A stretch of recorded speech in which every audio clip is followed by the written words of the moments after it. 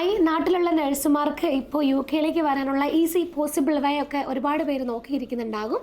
Specially IELTS OET ഒക്കെ പാസ്സായി CBT ഒക്കെ പാസ്സായി റെഡി ആയിട്ടിരിക്കുന്നവർ റിക്രൂട്ട്മെൻറ്റ് ഇല്ല, സ്റ്റക്കാണ്. സോ ഏറ്റവും ഈസി ആയിട്ട് എങ്ങനെ വരാം? നമ്മൾ എപ്പോഴും ഇപ്പോൾ വളരെ റീസെൻ്റ് ആയിട്ട് ഒന്നെങ്കിൽ അവരെ വിസിറ്റിൽ ഇവിടെ കൊണ്ടുവന്ന് നമ്മൾ OSCE എഴുതിച്ച് രജിസ്ട്രേഷൻ എടുത്ത് ജോലിക്കുള്ള ഓപ്ഷൻസ് പറഞ്ഞു കൊടുക്കും. അങ്ങനെ അല്ലാന്നുണ്ടെങ്കിൽ ഏതെങ്കിലും ഒരു 1 year സ്റ്റഡി പ്രോഗ്രാം എടുത്തിട്ട് നമ്മൾ ഇങ്ങോട്ടേക്കുള്ള ഒരു എൻട്രിക്ക് വേണ്ടി ഒരു 1 year സ്റ്റഡി പ്രോഗ്രാം വിത്ത് 2 year സ്റ്റേ ബാക്ക്. അപ്പോൾ നമുക്ക് കറക്റ്റായിട്ടുള്ള ഒരാളെയാണ് നമ്മുടെ ഇന്നത്തെ ദിവസം നമുക്ക് കിട്ടിയിരിക്കുന്നത്. അനിറ്റ്. ഹായ് അനിറ്റ്. അനിറ്റ് ഇവിടെ നാട്ടിൽ BSc നഴ്സിംഗ് കഴിഞ്ഞാണ്. ഇവിടെ സ്റ്റഡി വിസയിൽ വന്നതാണ്. ഇവിടെ 1 year പ്രോഗ്രാമാണ്. 1 year സ്റ്റേ ബാക്ക് ഉണ്ടോ? സ്റ്റേ ബാക്ക് 2 years ഉണ്ട്. ഓക്കെ, ഞങ്ങളുടെ ഇവിടെ OSCE പഠിക്കാൻ വന്നതാണ്. ചിലർക്കൊക്കെ ഒരു ധാരണയുണ്ട് ഏത് യൂണിവേഴ്സിറ്റി പഠിച്ചാലും ഇവിടെ CBTയും OSCEയും ഒന്നും പാസ്സാകാതെ തന്നെ രജിസ്ട്രേഷൻ കിട്ടുന്നു. അതിന് ആദ്യത്തെ തിരുത്തലാണ്. ഈ ഡിപ്പെൻഡ്സ് ഓൺ യൂണിവേഴ്സിറ്റിയാണ്. സോ നമുക്ക് കുറച്ച് കാര്യങ്ങൾ അനിറ്റിനോട് ചോദിക്കാം. അപ്പോൾ എനിക്ക് നിങ്ങൾക്ക് പറഞ്ഞു തരുന്നതിലും കൂടുതൽ ഒരാൾ എക്സ്പീരിയൻസ് ചെയ്ത ഒരാൾ കൂടെ ഉണ്ടെങ്കിൽ നിങ്ങൾക്ക് ഇതിലേക്ക് വേണോ വേണ്ടയോ എന്നൊന്ന് ബേസിക്കലി നമ്മൾ ഡിസ്കസ് ചെയ്യുന്നത് ഇതിൻ്റെ വാട്ട് ആർ ദ പോസിറ്റീവ് അഡ്വാൻറ്റേജസും അതുപോലെ തന്നെ ഡിസ്അഡ്വാൻറ്റേജസും ആണ്. ഈ രണ്ട് കാര്യങ്ങളും നമ്മളിതിൽ ഡിസ്കസ് ചെയ്യും. അതിനുശേഷം നിങ്ങൾ തീരുമാനിക്കുക നിങ്ങൾ വിസിറ്റിൽ വരണോ അതോ സ്റ്റഡി വിസയിൽ വരണോ എന്ന്. Okay, so hi Anit. First of all thank you so much. എങ്ങനെ നമുക്കൊരാൾക്ക് ജെനുവിനായിട്ടൊരു ഫീഡ്ബാക്ക് കൊടുക്കാൻ പറയുന്നത് വെച്ചാൽ അനിറ്റിനെ കണ്ട് കുറേ അധികം ആൾക്കാർ ഓക്കെ എനിക്കിത് ചെയ്യണോ വേണ്ടോ തീരുമാനം എടുക്കുന്നവരുണ്ടാവും. സോ UK സ്റ്റുഡൻറ്റ് വിസയിൽ വന്നിട്ട് നഷ്ടമായിട്ട് തോന്നിയോ? ഇല്ല, ശരിക്കും പറഞ്ഞാണല്ലോ. നഷ്ടമായിട്ട് തോന്നിയില്ല. എന്തുകൊണ്ടാണ് അങ്ങനെ തോന്നാതിരുന്നത്? കാരണം ഞാനിപ്പോ ജസ്റ്റ് എൻ്റെ കോഴ്സ് കഴിയുന്നേ ഉള്ളൂ. എൻ്റെ സ്റ്റുഡൻറ് വിസ തീരുന്നത് മെയിലാണ്. ഓക്കെ, ബിഫോർ ദാറ്റ് എനിക്കൊരു ജോബ് സെക്യൂർ ചെയ്യാൻ പറ്റി. അതാണ് ബിഫോർ ദാറ്റ്, കോഴ്സ് കഴിയുന്നതിന് മുന്നേ തന്നെ ജോബ് സെക്യൂർ ചെയ്തിട്ടാണ് ഇവിടെ OSCEക്ക് വന്നേക്കുന്നത്. അതായത് ഓഫർ ലെറ്റർ റിസീവ് ചെയ്ത് അക്സെപ്റ്റ് ചെയ്തിട്ടാണ് കുട്ടി ഇവിടെ OSCE പഠിക്കാനിരിക്കുന്നത്. വിത്തിൻ 1 year ആയതേ ഉള്ളൂ. Okay, so congratulations. Okay, OSCE കിട്ടിയാൽ ഉടനെ തന്നെ നിങ്ങൾക്ക് ട്രസ്റ്റിലേക്ക് ജോലി കയറാം. ഓക്കെ, അതൊത്തിരി സന്തോഷം അറിഞ്ഞതിൽ. കാരണം ഇത്രയും പേയ്മെന്റ് മുടക്കി വന്നതിന് ഒരു അർത്ഥം ഉണ്ടായി അല്ലേ? IELTS അല്ലെങ്കിൽ OET പഠിച്ചിട്ട് അല്ലെ എഴുതിയിട്ടാണോ ഇങ്ങോട്ടേക്ക് വന്നത്? എൻ്റെ യൂണിവേഴ്സിറ്റിക്ക് IELTS മാൻഡേറ്ററി ആയിരുന്നു. അപ്പൊ IELTS എഴുതിയിട്ടാണ്. യൂണിവേഴ്സിറ്റിയുടെ പേരെന്ന് പറയാമോ? Queen's university Belfast. ഓക്കെ, ക്വീൻസിലാണ്, നോർത്തേൺ അയർലൻഡ് ആണ്. ഞങ്ങൾ ലണ്ടൻ സൈഡാണ് കേട്ടോ, അതൊരു ദൂരമാണ്. സോ IELTS എഴുതിയിട്ടാണ് വന്നത്. എന്നാൽ IELTS എഴുതാതെ വരാൻ പറ്റുന്ന യൂണിവേഴ്സിറ്റീസും ഉണ്ട്. ഒരുപാട് universities without IELTS without OET നിങ്ങളുടെ ലാംഗ്വേജ് നാട്ടിലുള്ള ഇപ്പം +2 നിങ്ങളുടെ ഇംഗ്ലീഷ് ബാക്ക്ഗ്രൗണ്ട് ഒക്കെ വെച്ചിട്ട് നമുക്ക് വരാൻ പറ്റുന്ന യൂണിവേഴ്സിറ്റീസും ഉണ്ട്. പക്ഷേ അത്യാവശ്യം നല്ല യൂണിവേഴ്സിറ്റീസിൽ കയറണമെന്നുണ്ടെങ്കിൽ IELTS വേണം എന്നുള്ളത് ഒരു നഗ്നമായ സത്യമാണ് അല്ലേ? ഓക്കെ, വന്നിട്ടുള്ളൊരു എക്സ്പീരിയൻസ് എങ്ങനെ ഉണ്ടായിരുന്നു? UK ഇഷ്ടപ്പെട്ടോ? UK ഫസ്റ്റ് വന്നപ്പോൾ നല്ല സ്ട്രഗ്ലിംഗ് ആയിരുന്നു. കാരണം എൻ്റെ ബാച്ചിൽ ഞാൻ മാത്രം ഒരു ഇന്റർനാഷണൽ സ്റ്റുഡൻ്റ് ആയിട്ടുള്ളൂ. ഓ, ശരിക്കും വേറെ ആരുമില്ല. ഒരു 18 പേരുടെ ബാച്ചാണ് എൻ്റെ. കൂടെ പഠിക്കുന്നത് ഒരു Band 7 Band 8 അങ്ങനെയുള്ളവരാണ്. അവർക്ക് നല്ല നോളേജ് ഉണ്ട്. പഠിക്കുന്ന കോഴ്സ് എന്താന്നുള്ളതും അതിനെപ്പറ്റിയൊക്കെ നല്ല നോളേജ് ഉള്ള ആൾക്കാരാണ്. വന്നപ്പോൾ നല്ല സ്ട്രഗ്ലിംഗ് ആയിരുന്നു. പിന്നെ എനിക്ക് കിട്ടിയൊരു പോസിറ്റീവ് എന്ന് വെച്ചാൽ എനിക്ക് കിട്ടിയ പ്രൊഫസേഴ്സ് നല്ല ഹെൽപ്ഫുള്ളായിരുന്നു. നമുക്ക് എന്ത് വേണേലും ചോദിക്കാം. പിന്നെ അസൈൻമെൻറ്റ്സ് മാത്രമല്ല, എക്സാംസ് ഉണ്ട്, പ്രാക്ടിക്കൽസ് ഉണ്ട്. അപ്പോൾ അതിനായാലും നമുക്കിപ്പോൾ എക്സാമിന് എങ്ങനെ പ്രിപ്പയർ ചെയ്യണം, യൂണിവേഴ്സിറ്റിയുടെ സൈഡിൽ നിന്നും എനിക്ക് കുറേ കാര്യങ്ങൾ അവർ പറഞ്ഞു തന്നിട്ടുണ്ട്. എക്സാമിന് പ്രിപ്പയർ ചെയ്യുന്നതിന് മുന്നേ അത് മാക്സിമം നമുക്ക് യൂട്ടിലൈസ് ചെയ്യാം. പിന്നെ അസൈൻമെൻറ്റ്സ് ഒന്നും നമുക്ക് അങ്ങനെ അറിയില്ല. അപ്പം അതിന് അക്കാഡമിക് ഹെൽപ്പ്, ഇംഗ്ലീഷ് ഹെൽപ്പ് നമുക്ക് വേറെ സപ്പോർട്ട് കിട്ടും.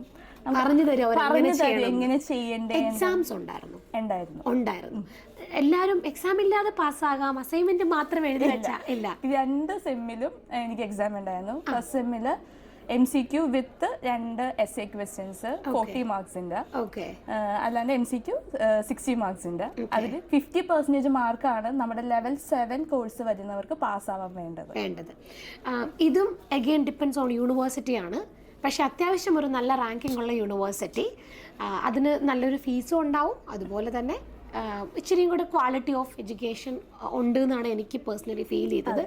ഇപ്പം അനിറ്റ് ജോലി സെക്യൂർ ആവാനുള്ള ഒരു റീസൺ ഈസ് യൂണിവേഴ്സിറ്റി അല്ലേ? അതിൽ വിശ്വസിക്കുന്നുണ്ടോ? നല്ലോണം ഉണ്ട്. കാരണം നമുക്ക് ഇന്റർവ്യൂ ക്വസ്റ്റ്യൻസ് അവർ ചോദിച്ചു കഴിഞ്ഞ് ഏത് യൂണിവേഴ്സിറ്റിയാണെന്ന് ചോദിച്ചപ്പോഴേക്കും ഞാൻ എൻ്റെ ക്യൂൻസിലാണ് പഠിക്കുന്നതെന്ന് പറഞ്ഞപ്പോഴേക്കും like, oh you are from Queen's, അങ്ങനെയാണ് അവർ എന്നോട് ചോദിച്ചത്. അപ്പോൾ അവർക്ക് ആ ഒരു പ്രിവിലേജ് കിട്ടി. ഓക്കെ, അതെപ്പോഴും നമ്മൾ ഓർക്കേണ്ട കാര്യമാണ്. നമ്മൾ എടുക്കുന്ന യൂണിവേഴ്സിറ്റിയും നമ്മുടെ കയ്യിലുള്ള ഫൈനാൻസ് പോലെ ഇരിക്കും. എഗെയിൻ ചെറിയ യൂണിവേഴ്സിറ്റീസ് ഉണ്ട്. ഇപ്പം അനിറ്റ് ഓൾമോസ്റ്റ് 19 lakh എടുത്തിട്ട് പെർ ഇയർ ഫീസ് ആവുന്നുണ്ട് അല്ലേ? ക്യൂൻസിൻ്റെ ഫീസ് അത് നോർമൽ ഫീസാണ്. അതും ആ യൂണിവേഴ്സിറ്റിയുടെ ആ ഒരു സ്റ്റാൻഡേർഡും അങ്ങനെ തന്നെയാണ് കേട്ടോ. പക്ഷേ ചെറിയ യൂണിവേഴ്സിറ്റീസ് ഉണ്ട്, നമ്മുടെ കയ്യിലുള്ള ഫിനാൻസും ഇതിനെ ഡിപ്പെൻഡ് ചെയ്യും അല്ലേ? ഇനി ചോദിക്കാനുള്ളത് 2 year സ്റ്റേ ബാക്ക് ആണുള്ളത്. സാധാരണ ഒരു കുട്ടി, ഒരുപാട് നഴ്സുമാർ IELTS പാസ്സായവരോ OET പാസ്സായവരോ അവർ എക്സ്പയറിക്ക് മുന്നേ നിൽപ്പുണ്ട്. അവർ ഈ കൺട്രിയിലേക്ക് സ്റ്റഡി വിസയിൽ വരുന്നത് അവരെ ഹെൽപ്പ് ചെയ്യൂ ഇല്ലയോ? ഹെൽപ്പ് ചെയ്യും. ഇപ്പം നമ്മൾ ഓൾറെഡി CBTയും IELTSും OETയും പാസ്സായിട്ടൊരു കുട്ടിയാണെങ്കിൽ ഇവിടെ വന്നു കഴിഞ്ഞ് നമുക്ക് നമ്മുടെ പിന്നെ സെക്യൂർ ചെയ്യാം ഫസ്റ്റ്. അതൊരു ഇമ്പോർട്ടൻറ്റ് കാര്യമാണ്. അപ്പോൾ നമുക്ക് ഒന്നും കൂടി ജോബ് ഓപ്പർച്യൂണിറ്റീസ് കൂടത്തേ ഉള്ളൂ. ഇപ്പം ഞാൻ ചെയ്തത് എങ്ങനെയാണെന്ന് വെച്ച് കഴിഞ്ഞാൽ, ഞാൻ പിന്നെ സെക്യൂർ ചെയ്തിട്ടുണ്ടായിരുന്നില്ല. പക്ഷേ എൻ്റെ ഫസ്റ്റ് സെം കഴിഞ്ഞപ്പോഴേക്കും തുടങ്ങി ഞാൻ NHS ആയാലും, ഇപ്പം ഞങ്ങൾക്ക് അവിടെ HSC എന്ന് പറഞ്ഞതാണ്, HSCയിലായാലും ആപ്ലിക്കേഷൻസ് വിട്ട് തുടങ്ങി. ശരി. അപ്പോൾ അവർ അതിനകത്ത് നമുക്കൊരു ഓപ്ഷൻ ഉണ്ട്, ഐ ആം എ സ്റ്റുഡൻറ്റ് എന്ന് പറഞ്ഞൊരു ഓപ്ഷൻ ഉണ്ട്. ആ ഓപ്ഷൻ വെച്ചിട്ട് വിട്ട് കഴിഞ്ഞാൽ നമുക്ക് റിജക്ഷൻസ് വരും. കണ്ടിന്യൂസ്ലി വിട്ടുകൊണ്ടിരുന്ന് കഴിഞ്ഞാൽ നമുക്കത് ചെയ്യാം. എവിടെന്നെങ്കിലും സ്ഥലത്ത് നിന്ന് കിട്ടും. അതുപോലെ തന്നെ പിന്നെ സെക്യൂരിറ്റി ആണെങ്കിൽ നമുക്ക് കുറച്ചും കൂടി ഓപ്പർച്യൂണിറ്റീസ് കൂടുതലാണ്. പിന്നെ പാർട്ട് ടൈം ആയിട്ട് നമുക്ക് കയറാമല്ലോ. അതൊരു നല്ല പോസിബിലിറ്റിയാണ്. നിങ്ങൾക്ക് പിന്നെ എടുത്ത് കഴിഞ്ഞിട്ടുണ്ടെങ്കിൽ പാർട്ട് ടൈം ആയിട്ട്. ഇതിനിടയ്ക്ക് ഞാൻ എല്ലാവരും പ്രൊമോട്ട് ചെയ്യാൻ ആഗ്രഹിക്കാത്ത വേറൊരു കാര്യത്തോട് ചോദിക്കുകയാണ് കേട്ടോ. പാർട്ട് ടൈം ജോലി ഇവിടെ വന്നിട്ട് എല്ലാവരും നാട്ടിൽ നിന്ന് ഏജൻസികൾ പറയുന്നൊരു കാര്യമുണ്ട്, നിങ്ങൾക്ക് പാർട്ട് ടൈം ജോലി കൊണ്ട് ഇവിടുത്തെ ഫീസ് അടയ്ക്കാം. അതിൽ അനിട്ട് വിശ്വസിക്കുന്നുണ്ടോ? അങ്ങനെ ചോദിച്ചു കഴിഞ്ഞാൽ ഡിപ്പെൻസ് ഓൺ ദ ഫീസ്. ഒരു ശരാശരി മനുഷ്യന് പാർട്ട് ടൈം ജോലി ചെയ്താൽ എത്ര മാക്സിമം വരെ ഏൺ ചെയ്യാൻ പറ്റും? മാക്സിമം 900 അല്ലേ? ഇതാണ് കേട്ടോ ഒരാൾക്ക്. നിങ്ങളുടെ ഫീസ് ആലോചിച്ചിട്ട് ഇവിടുത്തെ ഒരു ചെലവുണ്ട്, ഒരു ഹ്യൂജ് പേയ്മെന്റ് അല്ലേ? മിനിമം ഒരു 400 pound എങ്കിലും ആകും ഒരാൾക്ക് ഇവിടെ സർവൈവ് ചെയ്യാൻ അല്ലെ? ഒരു റൂം വിത്ത് നമ്മുടെ ഫുഡ് മിനിമം അത്രയെങ്കിലും ആകും. ഓക്കെ, അതിൽ കൂടിയാലേ ഉള്ളൂ, അതിൽ കുറയാനൊന്നും സാധാരണ ഒരു ഗതിയിൽ ഏത് ഏരിയയിലാണെങ്കിലും ഇല്ല എന്നാണ് എനിക്ക് തോന്നുന്നത്. സോ അവിടെയും അങ്ങനെ തന്നെയാണ്. ഞാൻ ജോലിക്ക് കയറിയത് സീനിയർ കെയർ ആയിട്ട് തന്നെയാണ്. പഠിക്കുന്നതുകൊണ്ട് ഒരു പ്രിവിലേജ് വെച്ചിട്ടെന്ന് പറയുന്നത്, നമ്മൾ ഇവിടുത്തെ സ്റ്റുഡൻസ് ആണെങ്കിൽ നമുക്ക് കെയർ അസിസ്റ്റന്റ് അല്ല, നമുക്ക് സീനിയർ കെയർ ആയിട്ട് കയറാന്നുള്ള ഓപ്ഷൻസ് അവരെനിക്ക് തന്നായിരുന്നു. ശരി.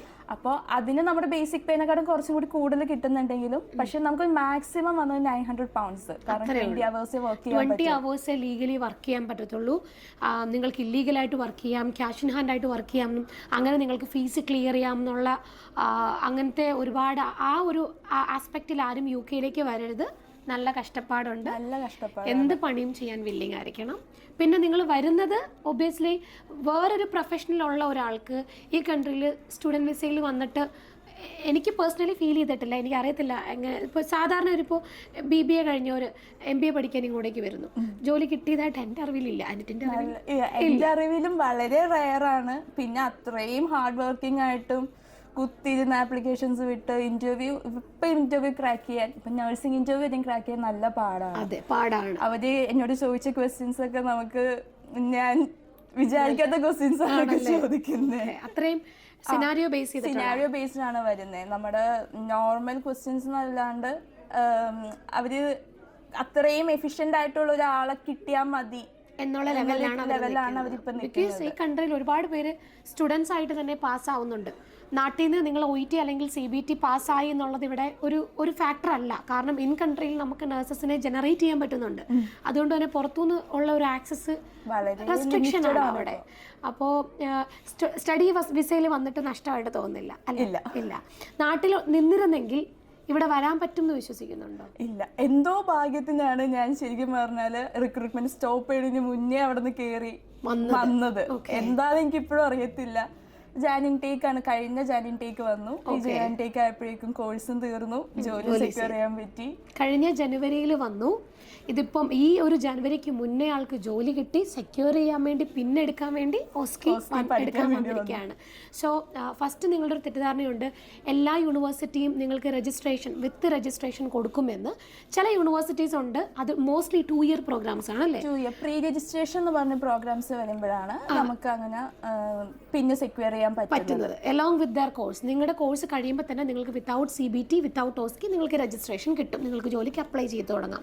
അപ്പോൾ അത് 2 ഇയർ പ്രോഗ്രാമിൻ്റെ ഒരു പ്രശ്നം വരുന്നത് 2 വർഷത്തെ ഫീസാണ്. 2 വർഷത്തെ ഫീസാണ്. പിന്നെ നാട്ടിലൊരു BSc നഴ്സിംഗ് കഴിഞ്ഞ വ്യക്തി ആ 2 ഇയർ പ്രോഗ്രാമിന് മിക്കവാറും സെയിം കണ്ടന്റ് തന്നെയാണ്, പ്രത്യേകിച്ച് ഒന്നും എയിം ചെയ്യാനില്ല. നമ്മളൊരു ബാൻഡ് 5 ആയിട്ട് തന്നെ വീണ്ടും കയറത്തുള്ളൂ. അത് ചോദിക്കാനിരുന്നൊരു കാര്യമായിരുന്നു കേട്ടോ.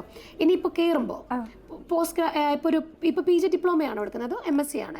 MSc തോട്ട് പ്രോഗ്രാം എന്ന് വെച്ച് കഴിഞ്ഞാൽ MSc തോട്ട് എന്നാണ് കോഴ്സിന്റെ മെയിനായിട്ട് വരുന്നത്. എന്താ അതിനകത്ത് പഠിക്കാനുള്ളത്?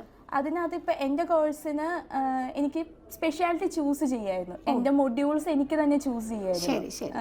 എങ്ങനത്തെ മൊഡ്യൂൾ വേണം, എനിക്ക് എന്തെങ്കിലും സ്പെഷ്യാലിറ്റി വെച്ച് എടുക്കണോ എന്നുള്ളത് എനിക്ക് ചൂസ് ചെയ്യാനുള്ള ഓപ്ഷൻ. പഠിക്കാൻ ബുദ്ധിമുട്ടുണ്ടോ? അത്യാവശ്യമുണ്ട്. ഉണ്ടല്ലേ? നല്ലപോലെ പഠിക്കാനുണ്ട്, കുത്തിരുന്ന് പഠിക്കാനുണ്ട്. എക്സാംസിനായാലും പാസ്സാകാൻ പറ്റുന്ന കാര്യമുള്ളൂ. പാസ്സാവാൻ പറ്റും, ഉറപ്പായിട്ടും പഠിച്ചു കഴിഞ്ഞാൽ പാസ്സാവുന്നതേ ഉള്ളൂ. പക്ഷെ വെറുതെ ഇരുന്നിട്ട് അസൈൻമെന്റ് ആണെന്ന് വിചാരിച്ചോണ്ടിരുന്നിട്ട് കാര്യമില്ല. ഓക്കെ, അതാണ് കേട്ടോ. നാട്ടിൽ പൊതുവെ പരക്കെ ഒരു സംസാരമുണ്ട്, UK പോയ അസൈൻമെന്റ്സ് ആണ് പാസ്സാകും, ആര് പോയാലും പാസ്സാകും. കാരണം നമ്മൾ ഇപ്പോൾ എനിക്ക് ഓൺലൈൻ എക്സാം ആയിരുന്നു. പക്ഷെ ഓൺലൈൻ എന്ന് പറഞ്ഞാൽ നമ്മൾ വീട്ടിൽ നിന്ന് എഴുതുന്ന എക്സാം അല്ല, അവരുടെ തന്നെ ഓൺലൈൻ സെന്റർ ഉണ്ട്. അവിടെ പോയിട്ട് നമ്മുടെ ചുറ്റും ഇൻവിജിലേറ്റേഴ്സ് നടക്കുന്നുണ്ടാവും, ക്യാമറ ഉണ്ടാവും, അവിടെ പോയി എക്സാം എഴുതലാണ്.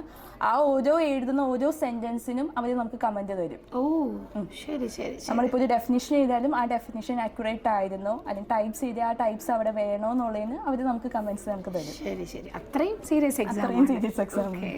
ഇൻ കേസ് ഇപ്പോൾ ഇവിടെ വന്നു 1 ഇയറിനുള്ളിൽ ആ സ്റ്റുഡൻറ് ടൈമിൽ അവർക്ക് ജോലി കിട്ടിയില്ലെങ്കിൽ പോലും 2 വർഷം കയ്യിലുണ്ട്. ആ 2 വർഷം നമുക്ക് ആറങ്ങായിട്ട് വർക്ക് ചെയ്യത്തില്ലേ? പറ്റും. വിസ വേണമെന്നില്ല, കാരണം നമുക്ക് പോസ്റ്റ് സ്റ്റഡി ഉണ്ട്, രജിസ്ട്രേഷൻ ഉള്ളത് കൊണ്ട് നമുക്ക് ജോലി ട്രൈ ചെയ്യാം. സോ അവിടെ എന്താണെങ്കിലും നിങ്ങൾക്കൊരു 99% അല്ല, ഒരു നഴ്സായിട്ട് പിന്നെ കിട്ടിയ 2 കൊല്ലത്തിനകം ജോലി കിട്ടാതിരിക്കാൻ മാത്രമുള്ള അത്രയില്ല. പരിശ്രമിച്ചു കഴിഞ്ഞാൽ എന്തായാലും ഇവിടെ ജോലി കിട്ടാവുന്നേ ഉള്ളൂ. സോ ആ ഒരു കോൺഫിഡൻസ് ആണ് ആക്ച്വലി നിങ്ങൾ ഇനി നോക്കേണ്ടത്. നാട്ടിൽ ഫ്രീ റിക്രൂട്ട്മെന്റ്സ് വെയിറ്റ് ചെയ്തിരിക്കുന്നവരോടാണ് എനിക്ക് പറയാനുള്ളത്. ഏതെങ്കിലും രീതിയിൽ ഈ കൺട്രിയിലേക്ക് വരാൻ ഒരു പോസിബിലിറ്റി ഉണ്ടെങ്കിൽ വരാൻ നോക്കുക. ഏതെങ്കിലും ഒരു വിസ, അതിപ്പോൾ വിസിറ്റ് വിസയാണെങ്കിൽ വിസിറ്റ് വിസ, അല്ലെങ്കിൽ സ്റ്റുഡൻറ്റ് വിസ ആണെങ്കിൽ സ്റ്റുഡൻറ്റ് വിസ. ശ്രദ്ധിക്കണം, ഞാൻ സ്റ്റുഡൻറ്റ് വിസ എന്ന് പറയുമ്പോൾ വേറെ ബാക്ക്ഗ്രൗണ്ടിലുള്ളവരൊന്നും അതിലേക്ക്, ഞാൻ പേഴ്സണലി സ്റ്റുഡൻറ്റ് വിസ പ്രൊമോട്ട് ചെയ്യുന്ന ആളല്ല.